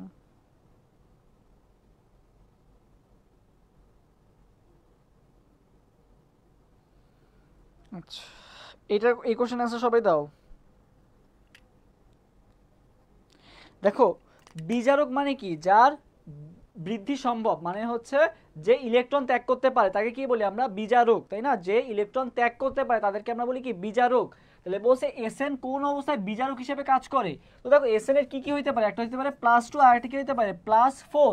তো মানে বিজারক হিসেবে কাজ করতে গেলে কি করতে হবে, ওর কম অবস্থায় আছে তার মানে ও বৃদ্ধি পেতে পারবে, মানে +2 থেকে +4 হইতে পারবে। +4 থেকে +2 তো এটা বিজারকের বৈশিষ্ট্য না। বিজারকের বৈশিষ্ট্য কি, বিজারকের বতে মনে রাখবা বিজারকের হচ্ছে বৃদ্ধি পসিবল। তাহলে দেখো কোন জারণ অবস্থায় বিজারক হিসেবে কাজ করবে, যখন ওর মান থাকবে +2 তখনই তো সেটা +2 থেকে +4 হয়ে যেতে পারবে, মানে তখনই সে বিজারক হিসেবে কাজ করতেছে। আর যখন +4 থাকবে তখন সে কি হতে যাবে, +2 তে হতে যাবে। তখন +4 থেকে যখন +2 তে আসবে তখন সে জারক হিসেবে কাজ করতেছে, মানে ইলেকট্রন গ্রহণ করতেছে। আর +2 থেকে +4 হয়েছে মানে কি, সে হচ্ছে ইলেকট্রন ত্যাগ করে দিচ্ছে, মানে বিজারক হিসেবে কাজ করতেছে। তো শর্টকাট যেটা সেটা হচ্ছে যে বিজারকের মানে মনে বা বিজারক হিসেবে কাজ করতে গেলে বৃদ্ধি পসিবল, বিজারক বৃদ্ধিজার পসিবল, তার মানে +2 থেকে +4 এর বৃদ্ধি পসিবল, বাট +4 থেকে কিন্তু +2 বৃদ্ধি হয় না, এটা কিন্তু হ্রাস হয়। ঠিক আছে, অ্যান্সার কোনটা হবে? অ্যান্সার হবে সি নাম্বারটা। CaO Cl এই যৌগে ক্লোরিনের অক্সিডেশন নাম্বার কত? এটা তোমরা অনেকেই অলরেডি কমেন্ট করে ফেলছো, এটা একটু সবাই কমেন্ট করে ফেলছো যারা, তারা তাদেরকে ধন্যবাদ, এটা অলরেডি অনেকে কমেন্ট করে ফেলছে। আচ্ছা দেখো, CaOCl আর হচ্ছে CaOCl এর ক্লোরিনের অক্সিডেশন নাম্বার কত? তো এখানে হচ্ছে এই OCl দিয়ে একবার বের করতে হবে, আর একবার হচ্ছে পুরো যৌগটার একবার বের করতে হবে, বুঝছো? এখান থেকে হচ্ছে ক্লোরিনের আমরা অক্সিডেশন নাম্বার বের করি, CaOCl আর একটা হচ্ছে কি মানে CaOCl এর দুইটা যৌগ আছে, একটা হচ্ছে CaOCl এ এখানে একটা ক্লোরিন আর একটা হচ্ছে এখানকার ক্লোরিন, এই দুইটার কি বের করতে হবে? অক্সিডেশন নাম্বার তোমাকে বের করতে বলছে। হুম,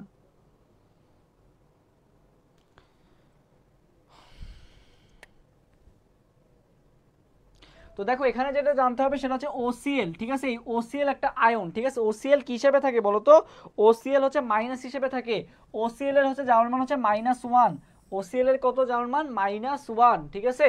আর ক্যালসিয়ামের কত? আমরা হচ্ছে এই ক্লোরিনটা এখন বের করতেছি, তাহলে ক্যালসিয়াম হচ্ছে কত? +2 প্লাস হচ্ছে OCl হচ্ছে কত? -1 প্লাস x ইকুয়াল টু কি বলো তো? 0। এখান থেকে x এর মান বের করলে কত আসতেছে? এখান থেকে x এর মান কিন্তু আমরা পাচ্ছি কত? -1। এখান থেকে x এর মান পাচ্ছি -1। আর একটা আছে OCl, OCl ইকুয়াল টু আবার কি পড়লাম? OCl ইকুয়াল টু পড়লাম -1। আর অক্সিজেন কত বলো তো? অক্সিজেন হচ্ছে +2, তাই না? সরি, অক্সিজেন হচ্ছে -2, অক্সিজেন কি বলো তো? -2। এখান থেকে আমি এই ক্লোরিনটা বের করবো, তাহলে -2 প্লাস x ইকুয়াল টু কি আসবে বলো তো? -1, তাই না? তো এই -2টা যখন এই পাশে চলে যাবে তখন কি থাকবে? তখন x ইকুয়াল টু কি হবে?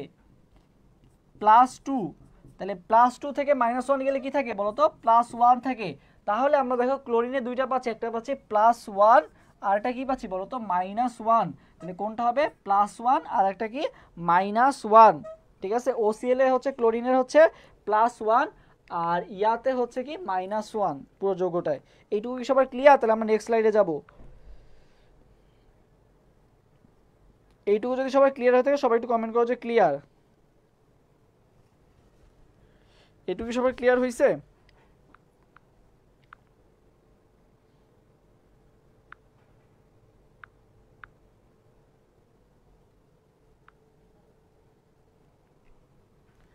আচ্ছা দেখো, নেক্সট স্লাইডে বলা হয়েছে বিজারক পদার্থের বৈশিষ্ট্য আছে আর এটা কি জারক পদার্থের বৈশিষ্ট্য আছে। তো মনে রাখবা বিজারক পদার্থের বৈশিষ্ট্য কি আর জারক পদার্থের বৈশিষ্ট্য কি। তো বিজারক মনে রাখবা নামকরণটা হয়েছে তুমি নিজে যেটা করো সেটা না, তুমি অন্যকে কি করো। তুমি যদি অন্যের উপকার করো তাহলে তুমি উপকারী, তুমি যদি অন্যের ক্ষতি করো তাহলে তুমি কি অপকারী হবা, তাই না? তাহলে দেখো নামকরণটা হয়েছে ওইভাবে বিজারণ ঘটায়, ঠিক আছে? অন্যের বিজারণ ঘটায়, এই জন্য এটা বিজারক। তাহলে নামটা কিভাবে আসছে? অন্যকে কি করে? অন্যের বিজারণ ঘটায়, তার মানে এটা কি হবে? বিজারক। অন্যের যদি বিজারণ ঘটায় তাহলে নিজের কি ঘটে? উল্টাটা ঘটে। তাহলে নিজের কি ঘটে বলো তো? নিজে জারিত হয়। তাহলে দেখো জারক আর বিজারক চিনার একটা শর্টকাট হচ্ছে যে বিজারক পদার্থের বৈশিষ্ট্য কি? বিজারক নামটা কিভাবে আসছে? অন্যকে কি করে? অন্যকে বিজারণ করে, ঠিক আছে? মানে বিজারিত করে। অন্যকে যেহেতু বিজারিত করে এই জন্য এটার নাম হয়েছে কি? বিজারক। অন্যকে যেহেতু বিজারিত করে নিজে কি হয় বলতো? জারিত হয়। এইটুকু আগে বুঝো, অন্যের বিজারণ ঘটায় আর নিজে কি করে বলতো? জারিত হয়। তাহলে নিজে কি হচ্ছে? জারিত হচ্ছে। নিজে জারিত হওয়া মানে কি বলতো? ইলেকট্রন ত্যাগ করা। তাহলে এই জন্য কি হবে? নিজে যেহেতু জারিত হচ্ছে এই জন্য ইলেকট্রন কি করে? বিজারক দান করে। ইলেকট্রন কি করে? দান করে। বিজারক ইলেকট্রন দান করে। আর আমরা জানি যে ইলেকট্রন দান করলে কি হয়? ইলেকট্রন দান করলে জারণ সংখ্যা কি বৃদ্ধি পায় না হ্রাস পায়? ইলেকট্রন দান করতেছে মানে কি জারণ সংখ্যা কি হচ্ছে? আমার বাড়তেছে। তাহলে অক্সিডেশন নাম্বার বা জারণ সংখ্যা কি হবে বলতো? বৃদ্ধি পাবে, ঠিক আছে? আর দান করা বা একবার ইলেকট্রন ত্যাগ করা একই কথা। তাহলে দেখো আমরা খুব সহজে এটা মনে রাখতে পারলাম কি, যে বিজারক নাম আসে কি দিয়ে?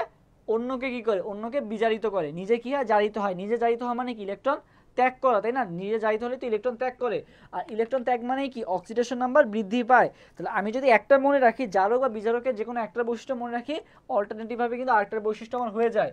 এই যে জারকের ক্ষেত্রে উল্টা হবে, জারক অন্যের জারণ ঘটায়, নিজে বিজারিত হয়। আর নিজে বিজারিত মানে কি, নিজে বিজারিত হওয়া মানে কি, কখন নিজে বিজারিত হয়, যখন ইলেকট্রন গ্রহণ করে, ঠিক আছে।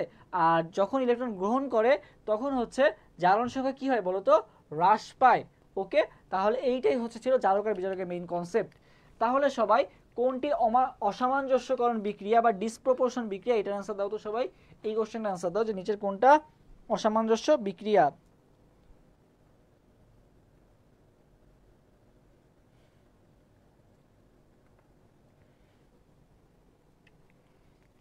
দেখো বলছে অসামঞ্জস্যকরণ বা ডিসপ্রপোর্শন বিক্রিয়া যেটা বলা হয়, এইটা মনে রাখার একটা ট্রিক্স হচ্ছে যে মনে করো বাম পাশে একটা আছে, ঠিক আছে, বাম পাশে কোনো একটা যৌগ আছে, সেটা ডান পাশে দুই ভাগে ভাগ হয়ে গেছে। যেমন হচ্ছে দেখো এই যে ক্লোরিন, ক্লোরিন এই পাশে কয়টা আছে, একটা আছে, মানে একসাথে আছে, ঠিক আছে, ক্লোরিন একসাথে আছে।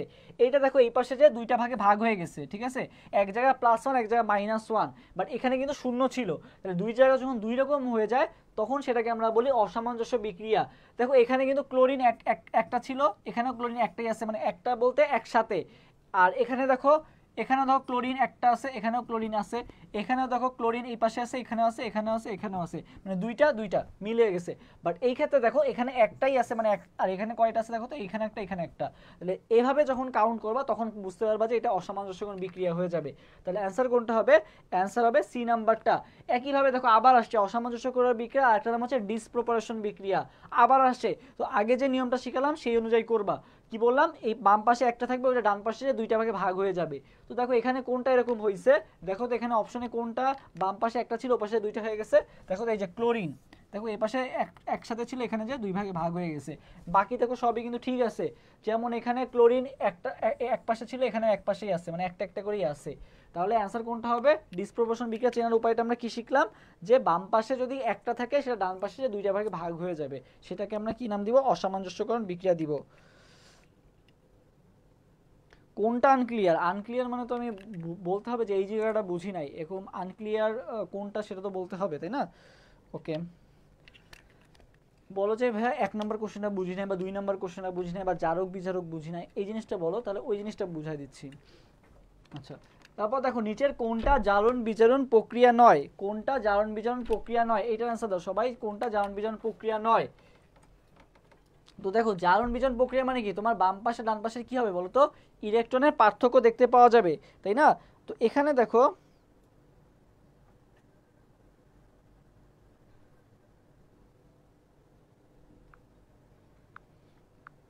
আচ্ছা ঠিক আছে, হ্যাঁ দেখো যেটা বললাম, নিচের কোনটা জারণ বিজারণ বিক্রিয়া নয়, নিচের কোনটা জারণ বিজারণ বিক্রিয়া নয়, এটার অ্যান্সার দাও তো সবাই। হুম,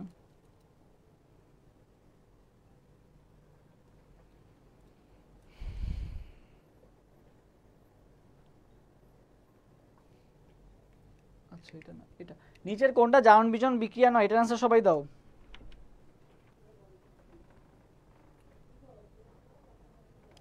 তো দেখো এই ক্ষেত্রে দেখো, এখানে দেখো সোডিয়াম ক্লোরাইড, এখানে দেখো সোডিয়াম ক্লোরাইডের ক্ষেত্রে এনে কি ছিল, প্লাস ছিল, ক্লোরিন মাইনাস। এখানে দেখো sodium plus NO3 minus, silver plus NO3 minus, Ag plus Cl minus. দেখো কোনোটা চেঞ্জ হয়েছে, কিছুই কিন্তু চেঞ্জ হয় নাই। এ পাশে Ag প্লাস ছিল, এ পাশে Ag প্লাসই আছে। এখানে ক্লোরিন মাইনাস ছিল, এখানেও ক্লোরিন মাইনাসই আছে। এখানে সোডিয়াম প্লাস ছিল, এখানেও সোডিয়াম প্লাস আছে। কোনো কিন্তু চেঞ্জ হয় নাই, ঠিক আছে। এটা কিন্তু কোনো জারণ বিজারণ ঘটেই নাই। জারণ বিজারণ মানে কি, ইলেকট্রনের বৃদ্ধি বা হ্রাস কিছু তো একটা ঘটবে, বাট এখানে কিন্তু কিছুই ঘটে নাই। বাকি দেখো সবগুলাই হয়েছে, ঠিক আছে। এখানে যেমন অক্সিজেন বা এখানে হাইড্রোজেনের ক্ষেত্রে দেখো হাইড্রোজেন 0, এ পাশে যে হাইড্রোজেন কিন্তু চেঞ্জ হয়ে গেছে, এখানে কপার 0 হয়ে গেছে। এখানে যে আকার আকৃতিতে ছিল, এ পাশে কিন্তু জারণ বিজারণের মান কিন্তু ও পাশে যে চেঞ্জ হয়ে গেছে, বাট এটার ক্ষেত্রে দেখো কোনো চেঞ্জই হয় নাই। যেমন হচ্ছে এখানে দেখো ক্লোরিন, ক্লোরিন এখানে 0 ছিল, এখানে H প্লাস, ক্লোরিন মাইনাস, ক্লোরিনেরও চেঞ্জ ঘটছে, এখানে জারণ বিজারণ ঘটছে। এখানে SnCl2, ঠিক আছে, SN ছিল 2 প্লাস, এখানে হয়ে গেছে কি প্লাস 4 প্লাস হয়ে গেছে। তাহলে এখানেও কিন্তু জারণ বিজারণ ঘটছে, বাট এক্ষেত্রে দেখো যা ছিল তাই আছে, তাই না। তো এটাই হচ্ছে এখানকার পার্থক্য। এখানে দেখো কপার 2 প্লাস, এখানে যে হয়ে গেছে কপার 0। তো এখানে দেখো সবগুলাই কিন্তু পরিবর্তন ঘটছে, বাট এই সি নাম্বারটা দেখো কোনো পরিবর্তনই ঘটে নাই। তাহলে এটা হচ্ছে তোমার জারণ বিজারণ প্রক্রিয়া নয়। আচ্ছা, নিচের কোনটা জারক ও বিজারক উভয় রূপে কাজ করে? ঠিক আছে, জারক ও বিজারক উভয় রূপে কাজ করে। দেখো এটা রসায়ন বিচিত্রা বইয়ে ভালো মতো দেওয়া আছে সবগুলা, জারক ও বিজারক যারা কাজ করে উভয় রূপে কাজ করে এদের একটা এক্সাম্পল দেওয়া আছে। তো Fe2+ আর FeO এই দুইটাও কিন্তু তোমার কি হিসেবে কাজ করে বলো তো? জারক বিজারক উভয় রূপে কাজ করে। FeO আর Fe2+ দুইটা কিন্তু একই, ঠিক আছে? FeO আর Fe2+ এরা দুইটাই মনে রাখবা জারক ও বিজারক উভয় রূপে কাজ করে হচ্ছে FeO বা Fe2+। আচ্ছা, এখন দেখো আরো আছে জারক বিজারক উভয় রূপে কাজ করে। আমরা জানি পারঅক্সাইড, ঠিক আছে, হাইড্রোজেন পারঅক্সাইডও কিন্তু আমার জারক বিজারক রূপে কাজ করে। হাইড্রোজেন পারঅক্সাইড এগুলো কিন্তু মুখস্থ জিনিস, জারক বিজারক রূপে যারা কাজ করে। নিচের কোনটি বিজারক? এই কোশ্চেনটা আসছে যে নিচের কোনটি বিজারক। তো বিজারক কে? আমি বলছিলাম যে যার বৃদ্ধি পসিবল। এরকম একটা অবজেক্টিভ কিন্তু আমরা একটু আগেও সলভ করে আসছি যে Sn2+ থেকে Sn4+ হওয়া কিন্তু পসিবল, তাই না? Sn2+ থেকে Sn4+ হওয়া পসিবল। তাহলে নিচের কোনটা বিজারক? Sn2+। দেখো এখানে তুমি অপশন দেখছো Sn2+ পাইছো, তুমি জানো যে Sn4+ হয়, তাই না? তাহলে যেমন SnCl2 থেকে SnCl4 হচ্ছে, তাহলে SnCl2 থেকে যখন SnCl4 হচ্ছে সেখানে কিন্তু Sn2+ থেকে Sn4+ হচ্ছে। তার মানে নিচের কোনটা বিজারক? বিজারক কারা? যার বৃদ্ধি পসিবল, বিজারক বৃদ্ধি পসিবল, Sn2+ এর বৃদ্ধি পসিবল। আচ্ছা, বিক্রিয়ায় এই যে বিক্রিয়াটা আছে এখানে কে জারিত হয়? একটু আগে জারক বিজারক বুঝে আসছি, জারিত হয়, নিজে জারিত হইছে। তার মানে কি করছে বলতো? কোনটি জারিত হয় মানে নিজে জারিত হচ্ছে, অন্যকে কি করতেছে? বিজারিত করতেছে। আর আমরা জানি যে অন্যকে বিজারিত করা মানে কি সে বিজারক হবে, কারণ কি আমরা জানি যে অন্যকে যেটা করে সেটা অনুযায়ী নাম হয়। তার মানে এখানে বলছে নিজে জারিত হয়, কোনটি জারিত হয় মানে নিজে জারিত হচ্ছে, তাহলে অন্যকে কি করতেছে? বিজারিত করতেছে। আর বিজারিত কে করে? বিজারক করে। তোমার এখানে খুঁজতে হবে যে নিচের কোনটা বিজারক আছে। তো একটু আগে কিন্তু আমরা এই যে এটা পড়ে আসলাম যে নিচের কোনটা বিজারক, Sn2+ পড়ে আসলাম। তাহলে এখানে কিন্তু আমরা দেখেই বলতে পারতেছি যে Sn2+ কি হিসেবে কাজ করবে? বিজারক হিসেবে কাজ করবে বা জারিত হবে, ঠিক আছে? আচ্ছা, এরপর দেখো আমাদের এই ছকটা আছে, এই ছকটা থেকেও কিন্তু প্রতি বছর কোশ্চেন আসে, এই ছকটা থেকেও।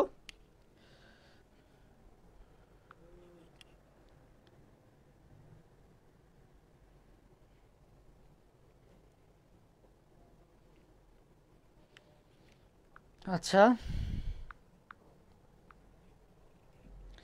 আচ্ছা, দেখো এই ছকটা কিন্তু খুবই খুবই ইম্পর্টেন্ট, এই ছকটা থেকে কিন্তু প্রতি বছরই কোশ্চেন আসতেছে। তো এই ছকটা কিন্তু অলরেডি তোমাদের হচ্ছে এখান থেকে দেখবা বিগত বছর অনেক কোশ্চেন আসছে। তো এই ছকটা ইনশাল্লাহ আমরা চেষ্টা করব যে দেখার আজকে। দেখো ফার্স্টে হচ্ছে phenolphthalein, thymol blue, cresol red, phenol red, bromothymol blue, litmus, অনেকগুলো আছে আর কি, বুঝছো? তো এক্ষেত্রে আমাদের দেখো এই শর্টকাট ট্রিক্সটা আগেও দেখাইছি, আজকে আবার দেখাচ্ছি। দেখো ফার্স্ট হচ্ছে লিটমাস। লিটমাস তো মাঝখানে, তাই না? লিটমাস হচ্ছে নিরপেক্ষ, তোমার অ্যাসিডও দেয় ক্ষারও দেয়, দুইটাই ভালো মতো দিতে পারে। তো আমরা জানি যে লিটমাস অম্লীয় মাধ্যমে দিবে লাল আর ক্ষারীয় মাধ্যমে দিবে কি নীল। আচ্ছা দেখো মিথাইল রেড আর মিথাইল অরেঞ্জ এই দুইটা মনে রাখবা হচ্ছে অম্লীয় নির্দেশক। মিথাইল কথাটা থাকলে মিথাইল রেড আর মিথাইল অরেঞ্জ এরা মানেই কি হবে? অম্লীয় নির্দেশক হবে। আর এই উপরে যেগুলো আছে এগুলো সব হবে কি? ক্ষারীয় নির্দেশক হবে। আচ্ছা, এখন আমরা ফার্স্টে কালারগুলো শিখি। দেখো মিথাইল রেড, নামে রেড আছে, তাহলে কি হবে দেখো। আর আচ্ছা আরেকটা জিনিস মনে রাখবা, আমি বললাম কি অম্লীয় নির্দেশক বললাম, ক্ষারীয় নির্দেশক বললাম। তো অম্লীয় নির্দেশক নিজের মাধ্যমে কি দেখাবে? ওই কালারটা দেখাবে, ওর নামের সাথে যে মিল রেখে যে কালারটা আছে সেটা সে তার মাধ্যমে দেখাবে। যেমন মনে করো ক্ষারীয় নির্দেশক আছে কি? রেড আছে নামে, ঠিক আছে, তাহলে এটা ক্ষারীয় নির্দেশক, তাহলে এটা ক্ষারীয় মাধ্যমে লাল দেখাবে। নামের সাথে যেটা মিল আছে সেটা তার মাধ্যমে সেই কালারটা দেখাবে। আর উল্টা মাধ্যমে কি দেখাবে? হলুদ কালারটা দেখাবে। কিভাবে আসো ক্লিয়ার করে দিই। দেখো এটা হচ্ছে মিথাইল রেড, নামে কি আছে? রেড আছে। আর এটা যেহেতু অম্লীয় নির্দেশক এই জন্য অম্লীয় মাধ্যমে কি দেখাবে? লাল দেখাবে। আর বিপরীত মাধ্যম মানে ক্ষারীয় মাধ্যম, যেহেতু এটা অম্লীয় নির্দেশক তাহলে এটা ক্ষারীয় মাধ্যমে কি কালার দেখাবে বলতো? হলুদ কালার দেখাবে। বুঝতে পারছো? তাহলে আমরা কি শিখলাম? একটা ট্রিক্স মনে রাখবো, সেটা হচ্ছে যে তোমার যেই নির্দেশক হবে সে তার মাধ্যমে ওই কালারটা দিবে নামের সাথে মিল রেখে, আর বিপরীত মাধ্যমে কি কালার দিবে? হলুদ কালারটা দিবে। মিথাইল অরেঞ্জ, তো অরেঞ্জ কালার তো ডাইরেক্ট হয় না, গোলাপি আর লাল মিলালে মনে রাখবো অরেঞ্জ হয়। কি মিলালে? গোলাপি আর লাল। তাহলে এটা কোন মাধ্যমে গোলাপি আর লাল দেখাবে? যেহেতু এটা অম্লীয় নির্দেশক অম্লীয় মাধ্যমে দেখাবে। আর ক্ষারীয় মাধ্যমে কি কালার দেখাবে? উল্টা কালার দেখাবে, মানে হচ্ছে হলুদ কালারটা দেখাবে। ঠিক আছে, বুঝলাম। এরপরে দেখো এগুলো সব কি নির্দেশক? ক্ষারীয় নির্দেশক। তাহলে দেখো এগুলো সব অম্লীয় মাধ্যম কি হবে? যেহেতু এটা ক্ষারীয় নির্দেশক সবগুলোর অম্লীয় মাধ্যম দেখো তো কি? হলুদ হলুদ হলুদ হলুদ, সবগুলোর কিন্তু অম্লীয় মাধ্যম কি হবে? হলুদ হবে, যেহেতু এটা ক্ষারীয় নির্দেশক।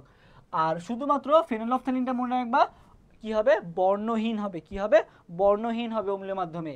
আচ্ছা এবার দেখো ব্রোমোথাইমল ব্লু, নামে ব্লু আছে নীল কালার, ফেনল রেড নামে রেড আছে লাল কালার, ক্রিসল রেড নামে রেড আছে লাল কালার, থাইমল ব্লু নামে ব্লু আছে কি কালার হবে, নীল কালার হবে। আর ফেনলফথ্যালিনটা সব ক্ষেত্রেই ব্যতিক্রম, লালচে বেগুনি কালার দিবে, ঠিক আছে। কোন মাধ্যমে দিবে লালচে বেগুনি, যেহেতু এটা ক্ষারীয় নির্দেশক, ক্ষারীয় মাধ্যমে দিবে। আর অম্লীয় মাধ্যমে কি কালার দিবে, বর্ণহীন কালার দিবে। তো এইটা হচ্ছে কালারের যে কাহিনী ছিল, কালারের কাহিনীগুলো আশা করি ক্লিয়ার। আচ্ছা, সোহাগ হোসেন শান্ত কমেন্ট করছে, ভাই আমি কম বুঝতেছি আমার লাইভের ফার্স্ট লাইভ ক্লাস। ঠিক আছে, তুমি হচ্ছে এই লাইভ ক্লাসটা আবার দেখবা, ক্লাস শেষ হয়ে যাওয়ার পর আবার দেখবা, থেমে থেমে দেখবা, তাহলে দেখবা বুঝতে পারতেছো সব। আচ্ছা, এখন আসলে আমরা দেখি ইয়াগুলা পড়ি, যে তোমার হচ্ছে পিএইচ এ যে বর্ণ পরিবর্তনের পরিসর আছে সেটা আগে শিখি।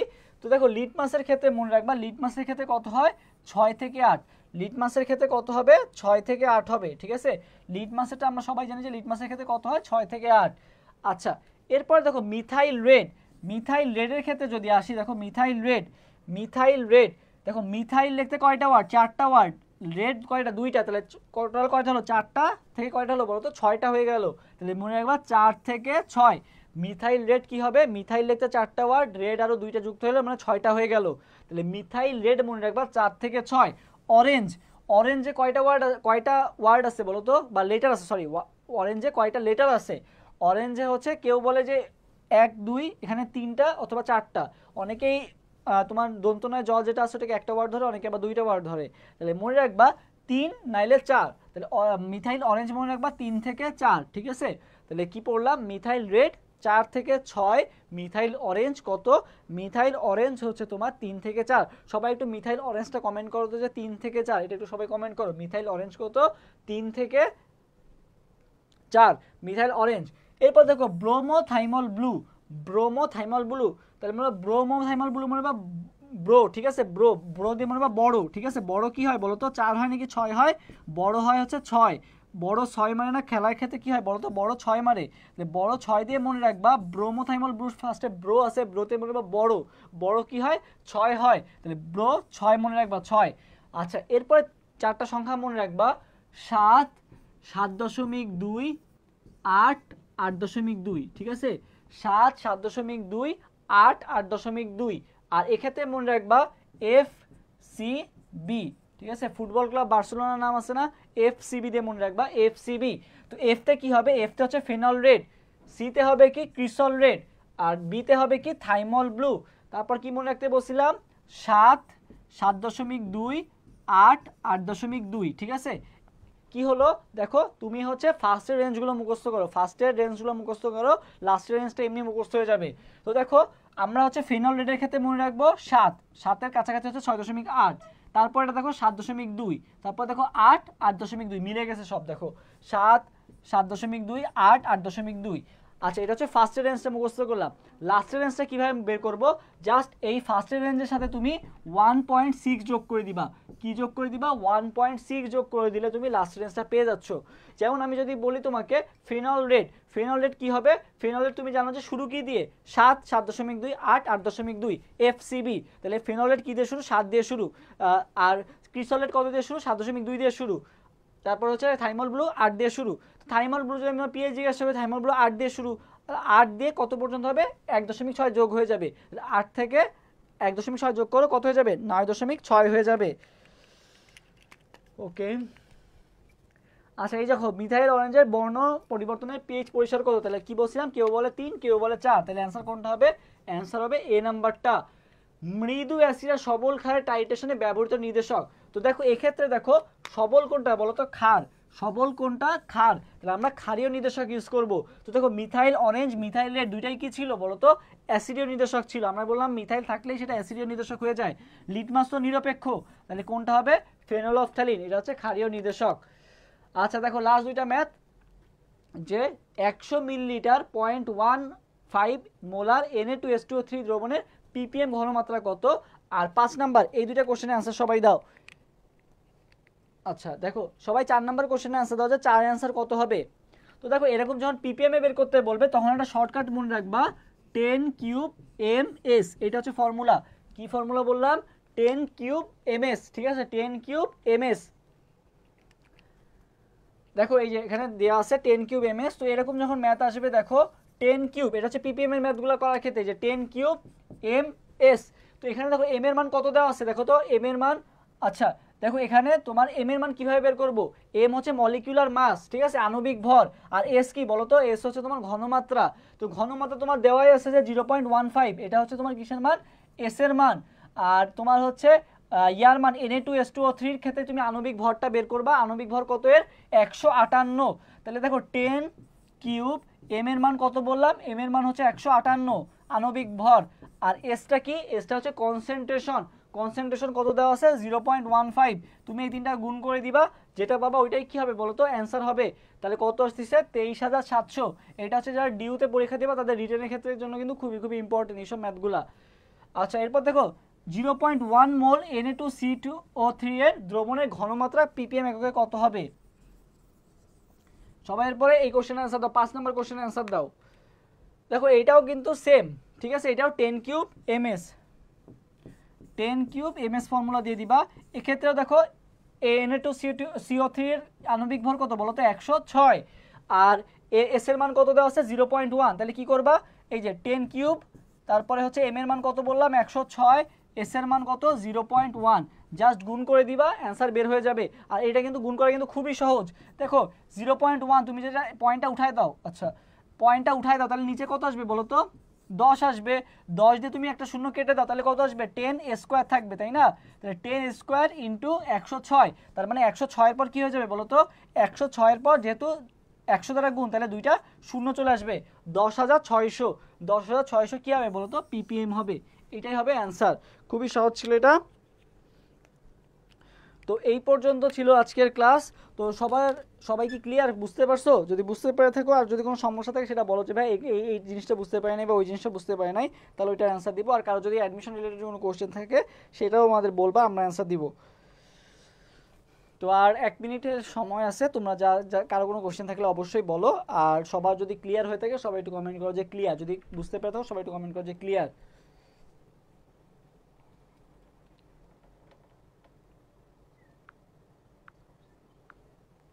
ক্লিয়ার সবার যদি ইয়া হয়ে থাকে আমরা এখনই লাইভটা শেষ করে দিব। আজকে লাইভটা এই পর্যন্ত, আশা করি এখান থেকে তোমরা অনেক কিছু শিখতে পারছো।